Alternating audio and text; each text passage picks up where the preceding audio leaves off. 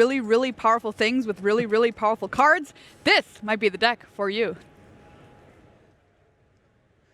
All right, everybody, welcome to a Deck Tech here with Cain Rianhard, runner-up of Pro Tour March of the Machines. How you doing today, Cain? I'm doing great. Excellent, excellent. So we're going to be talking about 4-color Omnath today, a deck that maybe when I was watching your stream, I wouldn't have really expected you to be playing. So tell me a little bit about why you chose to play this, and what do you like about it?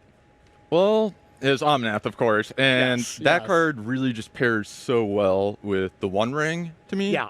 It just like the life gain and the mana both kind of really juice the card up a bit. And then you get to combine it with a bunch of the best interaction in the format with Leyline Binding, Fury, No Solitudes for me. All the goods. Yeah, we're going to get more into that because I think that is a really awesome part. It's just like all the non-broken Bowmaster cards. So that's what fair. more do you want? Yeah, that's fair. The Omnath, play a fetch land, sacrifice it, and being able to play the One Ring or Leyline Binding or something like that. That's just value central. Or Elish Norn. Yes, yes. It's just, Omnath is just such a backbreaking card. So tell me a little bit about the Fury and No Solitude, because most of the time it's pretty stock that you would see, what, like four Solitudes and like 2 Furies, maybe 2 in the board.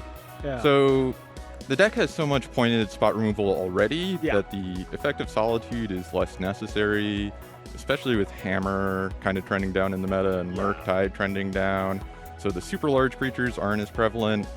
And then when you have so much pointed removal, having an effect that just goes wide is really nice. Yes. And it still is equipped to deal with turn 1 Fury or turn 1 Grief out of Scam, which is super important. Very.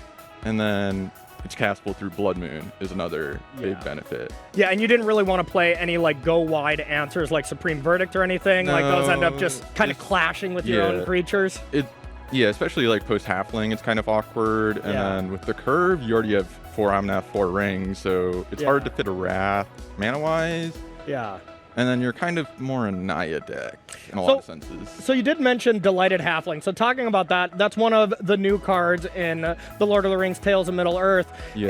Is this something that made you kind of play the card or play the deck, or does this just kind of like another mana creature? It's the way I think of this card is it's like pre-boarding for the linear decks and for Cascade. Okay. So like I don't really in like the counterspell decks. So I don't really love the card, but it's powerful enough to merit the inclusion. It's really like the Leyline Binding and Omnath with the One Ring. Fair. The uncounterable clause, maybe not the biggest deal at like, except like sneaking through Teferi against Rhinos or something like that. Exactly. Okay. It's against that's why you want it so much against Cascade. Just you can't force the negation this. What are you going to do? Yeah, exactly. And I mean, the starts of being able to go turn 3, Omnath, and the fetch land with Delighted Halfling. Woo, I love that. So another big difference we see in your list, Cain, is the Fable of the Mirror Breakers. Maybe not necessarily the stock card. I've seen like Nissa's in that spot, other different 3-drops. Why did you go with Fable? And, you know, what did you think about kind of the other options? So one Nissa is very common. Usually people don't play more because you don't want to Nissa into Nissa, but Nissa is like a really low floor card in my opinion. Like if you don't have a fetch land, it practically does nothing. It dies to Lightning Bolt. It's just like very easy to disrupt and get not get the value out of the card. Yes. Where Fable is castable through Blood Moon. If they remove your mana creature, you still get Chapter 2, which is super important in this deck when you're so mana heavy with the addition of Halfling and Renin 6. You just like want to be able to churn through the lands, otherwise you're gonna run into flooding problems sometimes. And then the back half, it's not necessarily as good as it's in like standard, but copying Fury is still pretty nice. Yeah, you probably don't do the Fable trick as often in this one. Not quite. Yeah. Well, I mean, any reason to play a card that gets more around Blood Moon, I'm all in. Nobody likes losing to Blood Moon. I think we can all agree with that.